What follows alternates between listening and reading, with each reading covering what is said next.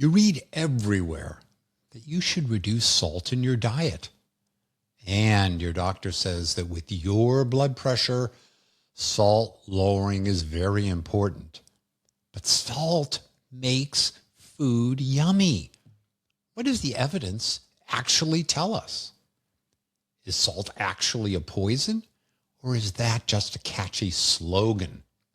Your body needs sodium to fire nerves and beat your heart, but we're also told it's quietly wrecking your blood pressure and blood vessels. So which is it? Essential nutrient, modern killer, or something in between?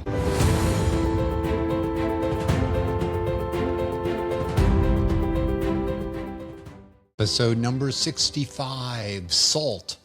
Poison, pleasure, or somewhere in between. Welcome back, N of One Nation, or my dear listeners, to Live Long and Well, the podcast where I read the studies so you don't have to. I'm Dr. Bobby Du Bois, and I have no sponsors, no supplement deals, no subscriptions, and no agenda other than telling you what the evidence actually says. So today, we're talking about salt. Simple table salt, the white crystals your doctor tells you to avoid, the thing your spouse hides from you after your last physical, the reason your French fries taste amazing, and your cardiologist looks worried. Salt has been called a slow poison. Public health campaigns have spent decades urging Americans to slash their intake. And the official guidelines from the American Heart Association, the CDC, and the World Health Organization all agree. Eat less sodium. But here's what I find interesting. Underneath that confident public health message is a genuinely complicated scientific story. Not all people respond to salt the same way. Not all health risks are created equal. And in some scenarios, the evidence is a lot weaker than the confident recommendations would suggest. As my listeners know, I look at life as a risk-benefit trade-off. Never driving a car would reduce my risk of a motor vehicle accident. Enjoying small amounts of alcohol may raise certain risks a little bit. But driving a car brings freedom, and drinking wine brings enjoyment and likely social interaction. So today we're going to look at salt in a similar way. Is it truly a poison and everyone should avoid? What are the risks, and how about the pleasure that we get from enjoying our food? For the next 20 minutes or so, we're going to do what we always do. Go to actual human studies, not animal models, clinical evidence in real people. And we're going to ask 3 questions. Question 1, does salt always matter if you have high blood pressure? Question 2, does salt matter if you have heart or kidney risk factors, but normal blood pressure? And question 3, what about everyone else who may be basically healthy? Now, most all points I will make are based upon pretty rigorous evidence, but in the end, it is really about my opinion on the evidence, and others may understandably see the world differently. As I've shared before, a sure sign of hype is when the expert claims the issue is absolutely clear. These issues are not absolutely clear, and there is value in how both sides might view the evidence. And when I get to talking about using an N of one approach to see if your body is salt sensitive, sadly, there aren't rigorous outcome studies for this topic. So reflect on what I will share, but do talk with your physician. I am not your doctor, but an educational resource that can help you raise issues to discuss with your provider. So take what I say with a grain of, you guessed it, salt. First, some background on salt. 5,000 years ago, our ancestors learned that salt can preserve food, and it changed their way of life. No longer did our ancestors need to eat only what was seasonal or just killed. They could save food for later eating, and it made food tastier. Salt became the most traded commodity in the world and the most taxed. In Rome, soldiers were paid in salt, and that is the origin of the word salary and the phrase worth your salt. Other great salt phrases include salt of the earth, rub salt into a wound, and back to the salt mines. Table salt is sodium chloride, two atoms stuck together, sodium and chloride, NaCl. Your body needs sodium. It's an ion or a charged particle. And it's not optional. Sodium is essential for nerve signaling, muscle contraction, and most critically, managing the amount of fluid in your blood vessels and tissues. The problem isn't the sodium itself. It's the quantity. Today, we average about 8.5 grams, roughly 17 times more than the half a gram that our ancestors generally ate. And human physiology hasn't caught up with that change. Here's the basic chain reaction. When sodium goes up, your body holds on to water to dilute the extra sodium back to a safe concentration. That extra water increases your blood volume. More volume in the same sized pipes means more pressure. That's how salt raises blood pressure, at least in principle. But there's a complication. Your body has a sophisticated regulatory system. I talked about this in my episode called 8 Glasses of Water a Day, Good Guidance or Urban Myth. It was a fun episode. Take a listen or a re-listen. Anyhow, our kidneys do a great job of balancing our amount of fluid using the renin-angiotensin-aldosterone system. It manages our sodium and our blood pressure. For most people, the system adjusts beautifully. You eat more salt, your kidneys excrete more salt, and blood pressure may not budge. These people are called salt resistant, and these folks are the crux of what we will explore in a few minutes. For others, our body's adjustment system doesn't work so well. Our kidneys hold on to more sodium, blood pressure creeps up, and over time, that elevated pressure damages blood vessels, the heart, and the kidneys. These people are called salt sensitive, and the consequences worry me and should worry you. It's important to note that salt and sodium are not the same. Sodium is an element in sodium chloride. Salt is about 40% sodium by weight. So when a guideline says no more than 2,300 milligrams of sodium, that's equivalent to about 5.8 grams of salt, roughly 1 teaspoon. When a food label lists sodium in milligrams, that's the number to watch. Okay, let's talk about salt intake guidelines. In the latest 2026 to 2030 government food publication, the guidelines recommend that adults consume no more than 2,300 milligrams of sodium per day. Now, that sounds like a lot until you put it in concrete terms. It's about 1 teaspoon of table salt for the whole day, everything included. Now, the American Heart Association goes further. Their ideal target for most adults, especially those with hypertension, diabetes, or kidney disease, is 35% lower, or just 1,500 milligrams per day. That's roughly 2/3 of a teaspoon. Now, here's the reality. Nearly 50% of folks are above the recommended government ceiling and double what the American Heart Association says. Now we need to talk about where the salt actually comes from. It comes from packaged, processed, or restaurant foods, not from home cooking or your salt shaker at the table. That salt shaker you're feeling guilty about, that's maybe 5 to 10% of your daily intake. The real culprit is your lunchtime deli meat sandwich, your afternoon soup, or your frozen dinner.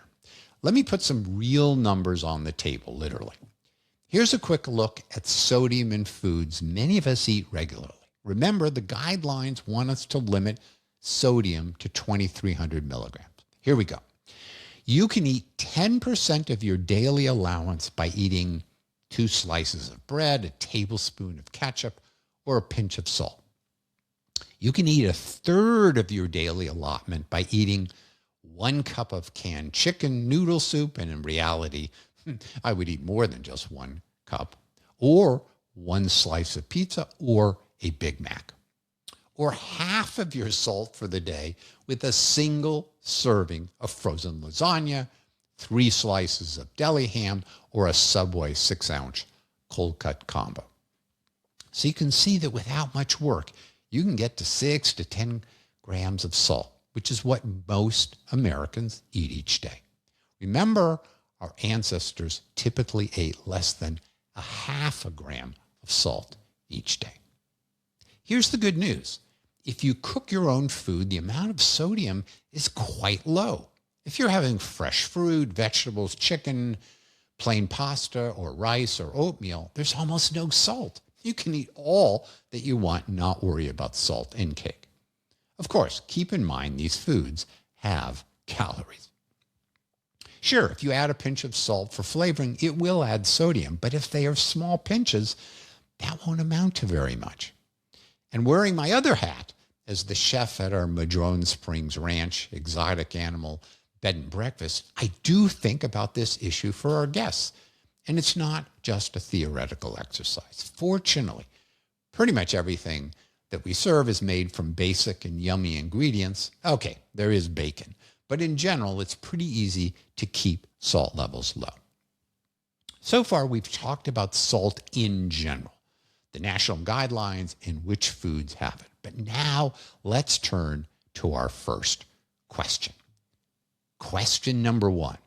Let's say you do have high blood pressure.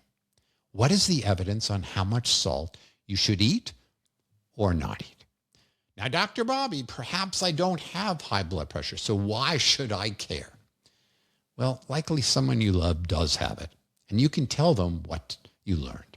Also, stay tuned to questions 2 and 3. Back to high blood pressure or hypertension. It's common. It's too common.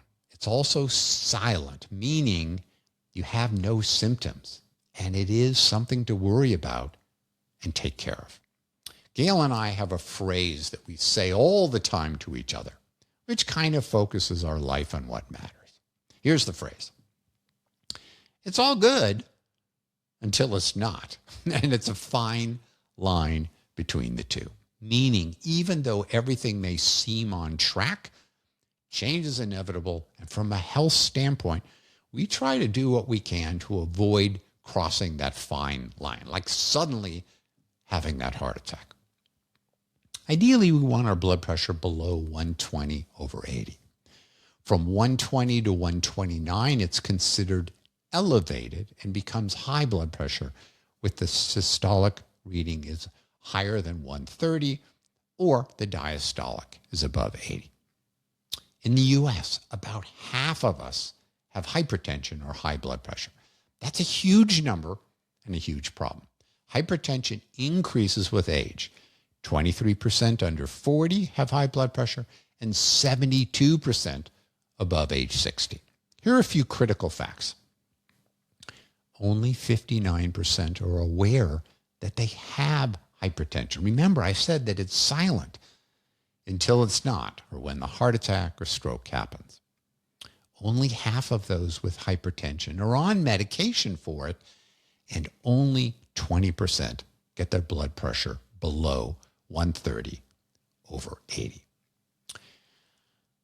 High blood pressure isn't just a number. It's a major contributor to heart disease, stroke, dementia, and kidney failure. Hypertension increases our risk of a heart attack or stroke by 50% and dementia and all-cause death by 25%. So we care about blood pressure and want to get it under control. The evidence is extraordinarily clear. But for today's topic, where does salt fit in? I mentioned that eating salt, at least temporarily, increases our body fluids and can raise the pressure in our arteries.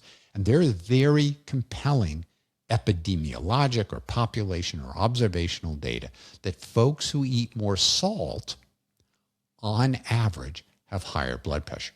Keep this in mind, on average. We will get to the concept of whether your blood pressure is sensitive to salt intake or not. But for the moment, let's say that salt does affect your blood pressure. Well, how well does lowering your sodium or salt intake reduce your blood pressure? In a study of the DASH diet, which stands for Dietary Approaches to Stop Hypertension, 412 patients were randomized to a high, medium, or low salt diet, where high salt meant a typical American diet amount of 3.5 grams of sodium per day. The medium salt group ate 2 grams, or roughly today's guideline. And the low salt group ate 1 gram, which is a whole lot less than today's government or even the American Heart Association guidelines. So the low salt folks had a quite restricted diet. What did they find? Reducing the salt intake from the typical high salt diet to the U.S. guideline amount led to a 1 to 2 millimeter drop in systolic blood pressure. Some, but not a huge change. Reducing the salt further to that really low level lowered the blood pressure another 2 to 4 millimeters. It had a smaller effect on diastolic blood pressure. In a broader set of studies, a meta-analysis showed that salt restriction led to about a 3 millimeter reduction in systolic blood pressure and a 1.5 millimeter fall in diastolic blood pressure. Let's put these low salt diet findings into context and see how much medications reduce blood pressure. In a meta-analysis of 350 randomized trials, or 40,000 people on treatment, taking a blood pressure drug typically lowered the systolic blood pressure by 9 millimeters and 5 millimeters for diastolic pressure, 2 to 3 times the impact of salt restriction. Now comes 2 critical questions. Is everyone equally sensitive to salt? And should all of those with high blood pressure really lower their salt intake? Might I take a blood pressure pill and then enjoy salt in my food? Well, let's start with the concept of salt sensitivity. Theoretically, some of us might quickly pee out salt in our foods and not have a significant impact on our blood pressure. And others might, in fact, be very sensitive to salt, and eating it leads to sustained increases. In a lab, the way that salt sensitivity is determined is by either feeding people high salt diets or hooking them up to an IV and giving them salt in their veins. Then measure what happens to their blood pressure. Here's what we find. Some folks pee out the extra salt, and others retain much of it. Keep in mind, these are artificial studies and may not fully reflect what life is like in the real world. From studies like these, we find that many of us are not salt sensitive. Salt sensitivity is more prevalent as you age in women and in people of African or Asian ancestry. So 50% or so might be salt sensitive, and perhaps another 50% or so of the population is salt resistant group. Their blood pressure doesn't respond much to dietary sodium. And it is this category that fascinates me. Perhaps those who aren't salt sensitive might be able to enjoy salt in their food. You're probably wondering, how do I know whether I am salt sensitive or not? Here we have a great tool to figure that out. You don't need to go to a laboratory and get an IV full of sodium. You can do an N of 1 trial in yourself. That's why I call my listeners the N of 1 Nation. Now, I talk about this in detail in episode 27 called One Person, One Study. But an N of 1 salt sensitivity assessment is easy to do. Step 1, take your blood pressure daily or a few times a day for a week. Go to the CVS, buy yourself a home blood pressure monitor if you don't have one. They're not expensive and will be good to have in general. Step 2, try a low sodium diet, definitely within the US guidelines, but perhaps even lower. Step 3, for the next few weeks, check your blood pressure. Did it fall or stay about the same? Step 4, add the salt back into your diet and see what happens. Step 5, for further proof, you can restart the low salt diet. If your blood pressure changes a bunch when you shift from a high salt to a low salt diet, say 3 to 5 millimeters or more, then you're salt sensitive and you should keep that in mind. If your blood pressure doesn't change much, perhaps 1 or 2 millimeters, then you're likely not very salt sensitive.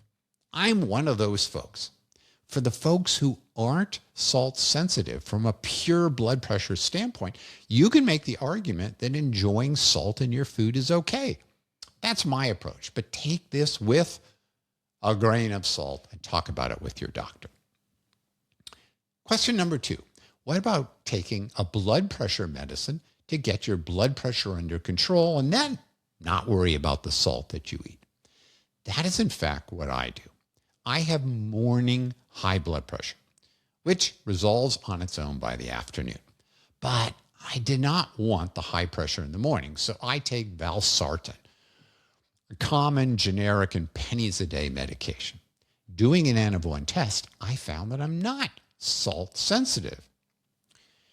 I'm not sensitive to salt in my diet. So with the medication and still enjoying salt in my food, my blood pressure is under control. And I enjoy my food a lot. Is this right for you? Perhaps do the salt sensitivity test and then speak with your doctor. The evidence is not definitive, but I've shared my opinion and what I do. You and your doctor can decide what's right for you. Okay, question number 2. What if you have heart or kidney disease? Here, it's best to be careful. Talk with your doctor. But here's a way to think about the issue. Is blood pressure the only pathway through which salt can harm you? Newer research suggests salt may also have some important non-blood pressure effects. So the evidence for how important these are in otherwise healthy people is considerably weaker. It is possible that the salt unrelated to blood pressure may impact your blood vessels in negative ways. In a combined meta-analysis of 25 studies, low sodium intake was associated with 17% lower cardiovascular mortality and 12% lower overall mortality. Is this the final answer, meaning salt is bad for you? Here's the problem. In these studies, it's hard to separate out the blood pressure lowering effect from other potential benefits of lower salt. It's possible that the salt effect happens through its impact on blood pressure. But salt has an impact on various salt-related hormones and potentially inflammation. But again, it's hard to separate the independent impact of salt from its impact on blood pressure. If you have heart disease or a real risk for it, best to be cautious. Talk with your doctor. Let me throw a wrench into things. In a study of 17 clinical trials in patients with heart failure, salt restriction did not help. Outcomes were the same. So for these patients, Salt didn't lead to worse outcomes. Here's another interesting study. The researchers randomized 600 villages in China. Patients had a history of a stroke, or they were older than 60 and had hypertension. Some villages ate their usual foods and salt. Other villages used a salt substitute of 75% sodium chloride, 25% potassium chloride. So some regular salt combined with a potassium-based salt. You can easily buy this kind of salt at the market. The research followed 21,000 people for 5 years, and the researchers found a 12 to 14% reduction in stroke, heart attack, or death in those villages that use the sodium and potassium salt alternative. What the study suggests is that potassium may also play a role in all of this, and a salt-light approach might be important. The evidence is not definitive, but adds some thoughts to the discussion. Question number 3. What if you don't have high blood pressure or heart or kidney disease? Can you enjoy salt? We've now entered pretty uncharted waters from an evidence standpoint. If you want to take all precautions, by all means, lower your salt intake. Earlier, I talked about salt sensitivity. In a few studies where they compared folks with and without salt sensitivity and followed them for 10 or 20 years, there were more cardiac events in those who were salt sensitive, whether or not they had hypertension. We don't know whether they ate more salt, and this was not a randomized trial. Studies like this one suggest that salt sensitivity may be important as an independent risk factor. It may be that salt's important, but that salt sensitivity is the key issue. The ultimately unanswered question: if you aren't salt sensitive, do you need to lower your salt intake? Now we're at the realm of opinion and not too much evidence. I shared with you what I do, which is that I am not salt sensitive. My blood pressure is under control with medications, and I do enjoy salt in my food. We've talked before about lifespan, health span, and joy span. Joy is important to me, and that outweighs for me the uncertainty about whether everyone must reduce salt intake to low levels. Time to wrap up. Salt makes food enjoyable, and joy is a very important part of life. Salt has been associated with high blood pressure, and high blood pressure is a major risk factor for cardiovascular and other diseases. About 25 to 50% of us have salt sensitivity. Only way to know if you're salt sensitive is to do an N-of-1 test in yourself. For salt sensitive folks, especially if you have high blood pressure already, being mindful of salt intake would be important. If you aren't salt sensitive, then it's less clear whether you need to limit your salt intake. Here's my call to action. Are you going to do an N-of-1 test to see if you're sensitive to salt? If so, let me know what you learn. Life for me is about balancing risk with benefits. Should you lower your salt intake? I hope that I've given you some ways to think about this question. As always, talk with your doctor. Until next time, I hope that you can live long and well and have joy in your lives. Share what you learned with others, and feedback to me is always welcome.